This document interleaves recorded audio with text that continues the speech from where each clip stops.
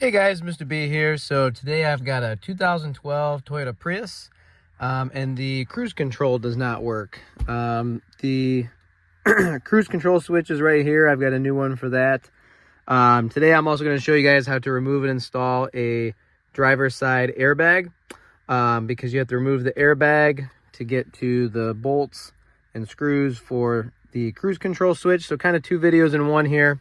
So the problem that this car has is when you go to push the on-off switch for the cruise control, the light does not turn on the dash for the to tell you that the cruise control is on. So I'm gonna replace the switch. I've got a new one right here. It comes with, of course, the switch and new screws in the box. To get to it, it's back here and it's attached to the steering wheel assembly. There are screws that hold it in place behind this assembly here, for the steering wheel. And unfortunately, I can't really get that out without removing the driver's side airbag. Anytime you're going to take apart the airbag system or any airbag, of course, you know, we know that it's an airbag because it says SRS airbag right there. You know, you got an airbag there. You got an airbag right here. There's airbags all over cars these days. Anytime you're going to take apart an airbag system, you have to properly disable the system. You know, 9 times out of 10, you can get away with just disconnecting the negative battery cable. A lot of times, though, vehicle manufacturers in their procedure do want you to remove the SRS or airbag fuse. On these Priuses, all you have to do is disconnect the negative battery cable and wait 90 seconds. That's what the service manual says. So back here in the trunk, of course the trunk won't open because I already disconnected the battery.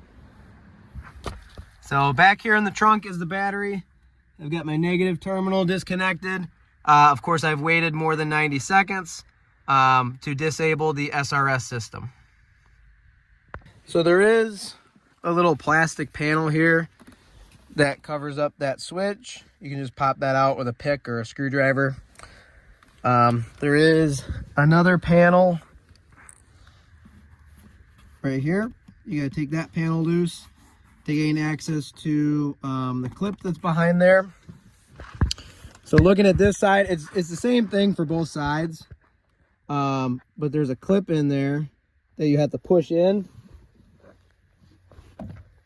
So I just like to use my pick here. You can use a screwdriver too.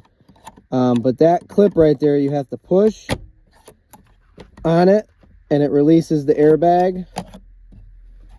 And now it's starting to pop out of the steering wheel. So I've got that side loose. Now I got to go and do the same thing on this side. Once I push in on that tab, on the other side, the airbag will come out. So I've got the airbag released from the steering wheel. I'm going to want to unplug it. So these yellow tabs right here, you have to pop up. I just used my pick like that. Okay, now that those are up, should be able to wiggle this connector out of there. You just want to be gentle with it so you don't break it.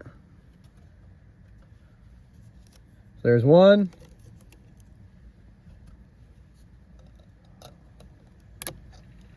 There's the other, and there's a ground wire right there.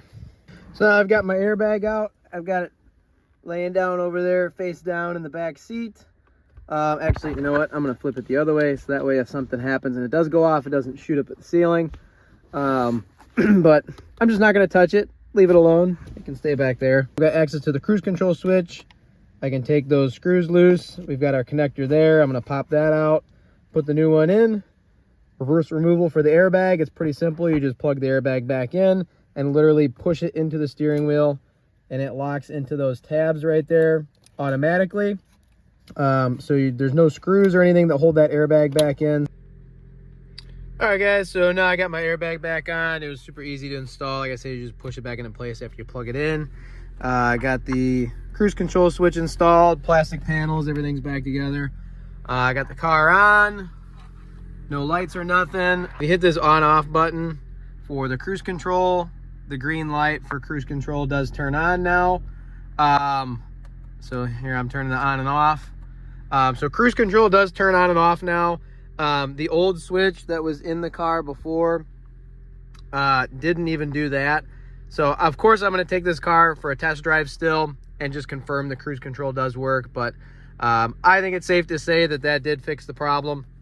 Cruise control should definitely work by now. But yeah, if you have a Prius, a 3rd gen Prius that doesn't have working cruise control, it's possible that that switch is just bad, and when you hit it on and off, if that green light doesn't come on, it could just be that that switch is bad. I mean, at the end of the day, I did fix a problem, even if it doesn't fix the whole problem. And then if you ever have to remove and install an airbag on one of these Priuses, of course, I showed you guys how to do that as well. So if you found this video helpful, please go ahead and like and subscribe. Thanks.